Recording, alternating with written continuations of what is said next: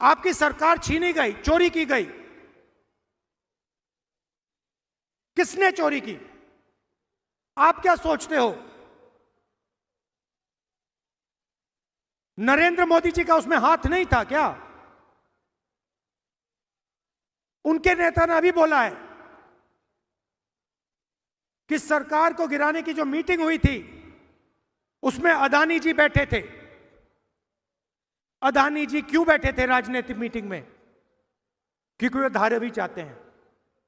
1 लाख करोड़ रुपए का फायदा इस सरकार ने अदानी जी को दिलवाया है। किसकी जमीन? आपकी जमीन के लिए।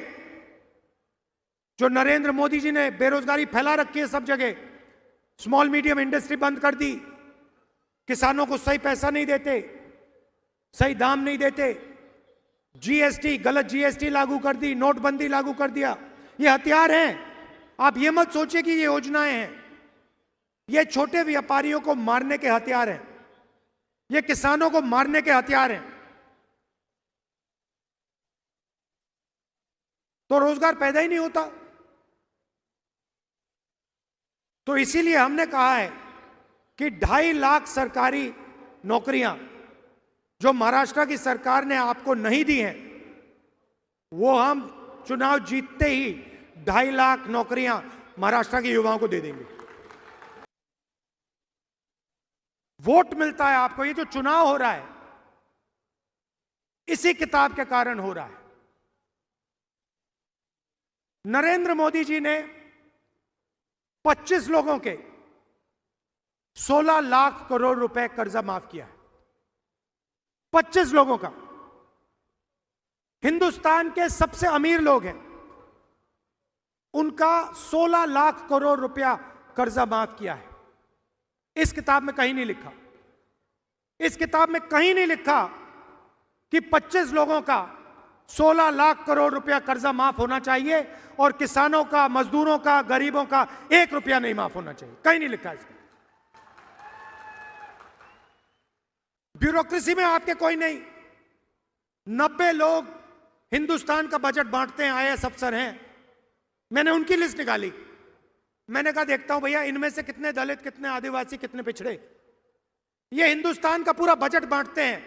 जो आप पैसा जीएसटी में देते हो, जेब से निकालकर शर्ट खरीदते हो जीएसटी, पैंट खरीदते हो जीएसटी, मोबाइल फोन खरीदा जीएसटी। जितनी जीएसटी अदानी देता है उतनी आप देते हो। अगर आप शर्ट में 18% देते हो तो अदानी भी 18% देता है। वो अरबपति है, मगर जीएसटी एक ही देते हो।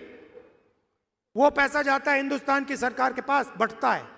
कौन बांटते हैं? मक्खन कौन बांटते हैं? 90 अफसर बांटते हैं। भाई और बहनों, मैंने लिस्ट निकाली। 90 में से ओबीसी कितने, दलित कितने, आदिवासी कितने, मैं बताता हूं। 90 में से 1 आदिवासी है। और अगर 100 रुपए बंटते हैं बजट में तो आदिवासी अफसर 10 पैसे बांटते हैं। 8% आबादी, 100 रुपए में से 10 पैसे भागीदारी। दलित है 15%, भागीदारी होनी चाहिए 15%। बजट बढ़ता है। दलित अफसर 3 है। 100 रुपए में से 1 रुपया उनका। दलित अफसर 100 रुपए में से 1 रुपया बांटता है। आबादी 15%, भागीदारी होनी चाहिए 15%। 100 रुपए में से 1 रुपया, 1%। और हमारे पिछड़े भाई जो हैं 50% उनकी आबादी है। पता नहीं, शायद 50 है, 55 हो, 60 भी हो सकती है। उनके 3 अफसर बैठा रखे हैं। और जिनकी 50% आबादी है, 50% आबादी है, 100 रुपए में से 5 रुपए उनके। 100 रुपए में से 5 रुपए उनके। आबादी 50% से कम नहीं है, भागीदारी 5 100 में से। तो अगर आप दलितों, आदिवासियों, पिछड़ों को जोड़ दें तो 100 रुपए में से 6 रुपए 10 पैसे आपके। बात समझिए। आबादी आपकी 90%, भागीदारी आपकी 100 रुपए में से 6 रुपए 10 पैसे, और सारा का सारा पैसा, सारा का सारा फायदा उन्हीं 15-20 लोगों को जाता है, आपके जेब से निकलता है, आपको शायद पता भी नहीं लगता। किसान खेती करता है, खून पसीना दे देता है, फिर जाकर बच्चे के लिए टी शर्ट खरीदता है। शायद उसे यह भी नहीं मालूम कि जितना टैक्स वो दे रहा है उतना ही टैक्स अदानी उसी टी शर्ट के लिए अपने बच्चे को अगर खरीदता, अपने बच्चे के लिए खरीदता, तो उतना ही टैक्स वो दे रहा है। वो अरबपति है, उसके लाखों करोड़ रुपए माफ हो रहे हैं, उसको धारा भी दी जा रही है, मगर टी शर्ट खरीदेगा अपने बच्चे के लिए तो जितना टैक्स हिंदुस्तान का सबसे गरीब किसान देगा उतनी टैक्स वो देगा। क्या मतलब है इसका? कहीं नहीं लिखा इसमें। इसमें लिखा है सब समान है।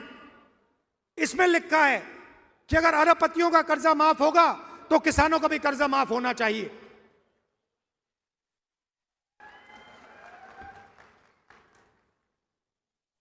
तो यह फर्क है। काम वो